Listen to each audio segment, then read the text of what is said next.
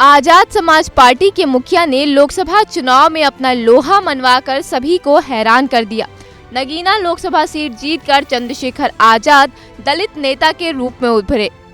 दलित वर्ग में उनकी अलग और अच्छी छवि बन गई, जिसके बाद न सिर्फ चंद्रशेखर बल्कि उनके कार्यकर्ताओं में भी जोश हाई है। और इसी जोश के साथ आसपा चीफ आने वाले विधानसभा चुनाव की तैयारियों में जुट गए हैं, जिसकी वजह से बीजेपी के साथ साथ सपा के लिए भी मुश्किल खड़ी हो सकती है। सूत्रों के मुताबिक आगामी उपचुनाव में सपा और बीजेपी को हराने के लिए नगीना सांसद ने खास प्लान की तैयारी की है।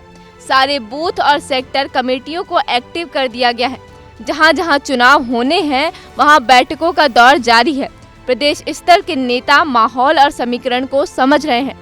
बताया जा रहा है कि आसपास सभी सीटों पर अकेले उपचुनाव लड़ेगी। राजनीतिक विशेषज्ञ की माने तो लोकसभा चुनाव में जिस तरह से चंद्रशेखर आजाद का प्रदर्शन रहा और नतीजे ठीक उनके पक्ष में आए, आसपा ने न सिर्फ अपनी सीट नगीना से जीती बल्कि बसपा से भी आगे निकल गई।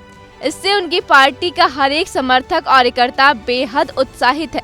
यही वजह है कि चंद्रशेखर आजाद ने विधानसभा उपचुनाव में सभी सीटों पर उतरने का मन बना लिया है।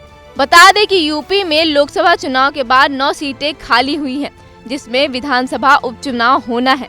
इसमें फूलपुर, खैर, गाजियाबाद, मझावन, मीरापुर, अयोध्या, करहल, कटहरी, कुंदरकी शामिल हैं।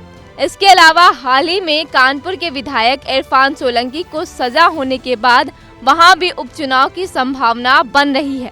यानी कि टोटल 10 सीटों पर उपचुनाव हो सकते हैं। बहरहाल अब देखना ये है कि उपचुनाव की परीक्षा में कौन बाजी मारता है। अगर चंद्रशेखर आजाद सभी सीटों पर चुनाव लड़ते हैं तो उनकी पार्टी का इस बार कैसा प्रदर्शन रहता है। साथ ही देखने वाली बात ये भी होगी कि उनका खास प्लान किसकी परेशानी बढ़ाती है, सपा या बीजेपी की।